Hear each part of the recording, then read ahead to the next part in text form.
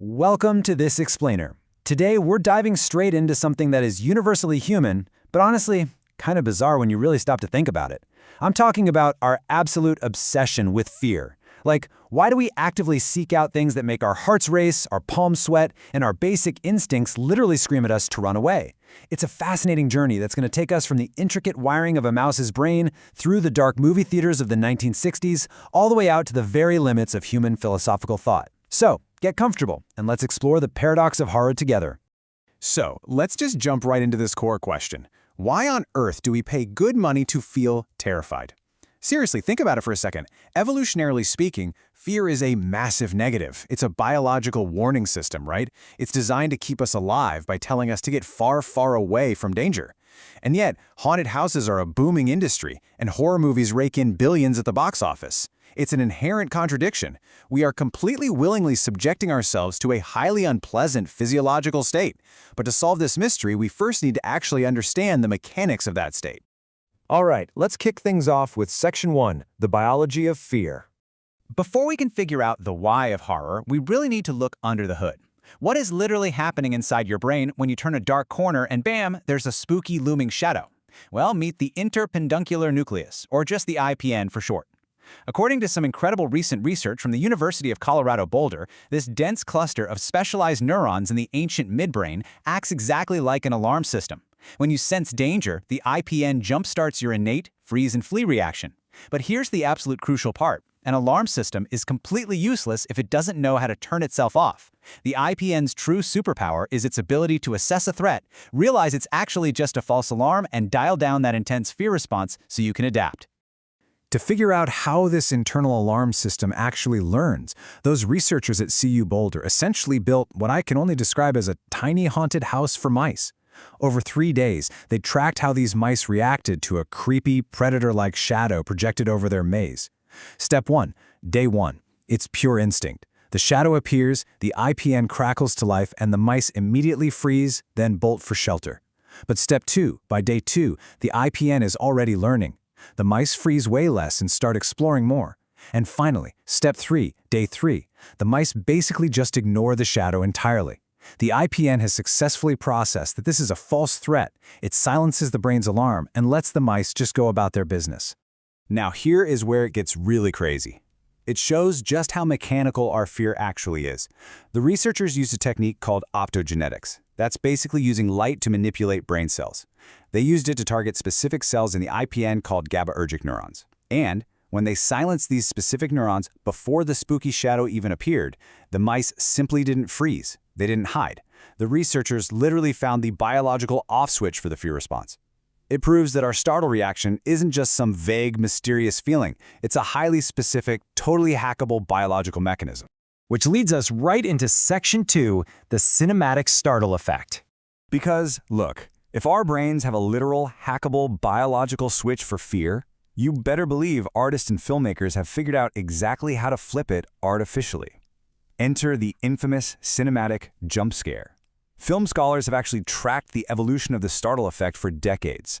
You go way back to 1942, and the classic film Cat People features what most consider the very first cinematic startle. It only had 2 real jump scares in the entire film.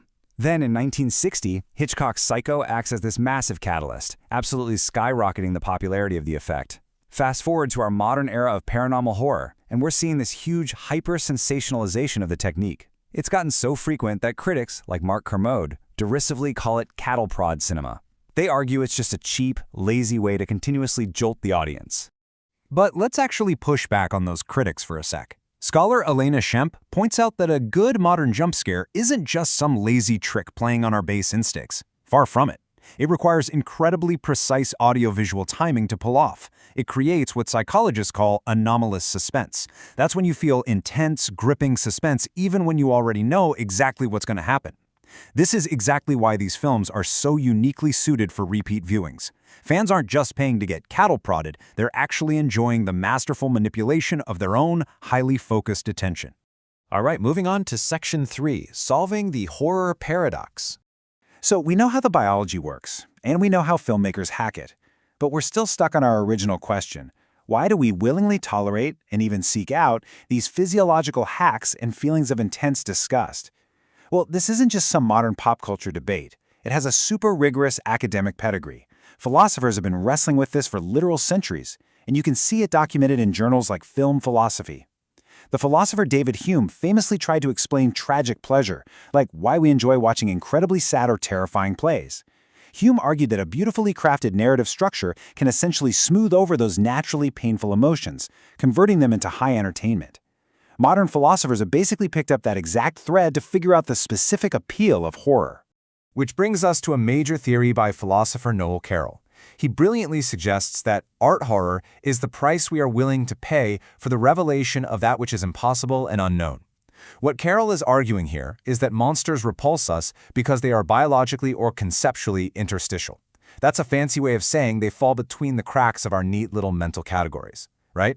A walking corpse shouldn't exist. It's a category mistake, and our brains find that disgusting. But Carroll argues human beings have a deep, burning curiosity to see the impossible, so we tolerate the horrific disgust as a sort of toll fee we have to pay just to satisfy our overwhelming curiosity about the unknown. So we essentially have two massive competing frameworks to solve our paradox. On one side, you've got the Hume and Carroll's theory. This one's highly intellectual. It argues we endure the fear for what Carroll calls ratiocinative pleasure, basically the joy of puzzle solving, of getting narrative closure, of discovering exactly how the impossible monster gets defeated. On the flip side, we have the Freudian psychoanalytic theory. This one argues we don't just endure the fear, we actually genuinely enjoy it because it acts like a giant pressure valve. It's a safe release of our repressed primal urges and deep societal anxieties. Our conscious mind might be totally disgusted, but our subconscious, it's thrilled to watch the rigid rules of society temporarily break down. Philosopher Daniel Shaw totally hits the nail on the head, summarizing the psychoanalytic appeal. He says, facing our greatest fears, embodied in monsters that are patently impossible, distances us while allowing us to confront them in a vicarious form. Think about that for a second. We take our greatest, most paralyzing everyday fears, death, disease, societal collapse, and we embody them in monsters that are patently impossible. Vampires, zombies, you name it. Because the monster isn't real, we instantly get a safe distance. But we still get to confront those very real fears in a vicarious substitute form. It's literally like a sandbox for our existential dread. We get to practice facing the terrifying, and when the movie finally ends, our everyday anxieties somehow feel just a little more manageable. And that brings us to our final stop, Section 4, the unthinkable world. Okay, so we've gone from the concrete biology of a mouse's brain through cinematic craft all the way into deep psychoanalysis, and now we are pushing into the absolute limits of human thought. To do that, we need to anchor this pivot with a concept from contemporary philosopher Eugene Thacker, the world without us. Normally we look at the world entirely through a human-centric lens, right? Everything is about us.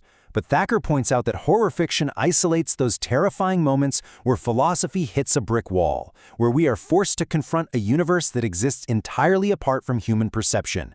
This world without us isn't malicious, it simply does not care about us. And to the human mind, that level of total, impersonal indifference is incredibly horrific. Thacker groups all these concepts into a framework he calls cosmic pessimism.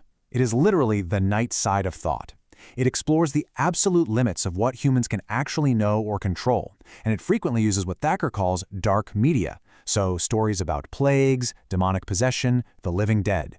These aren't just spooky stories to tell around a campfire. They are powerful philosophical tools. They represent the terrifying decay of our human-centric world. When we sit down to watch a zombie apocalypse film, we aren't just watching a thriller. We are actively flirting with cosmic pessimism. We are confronting the horizon of our own extinction.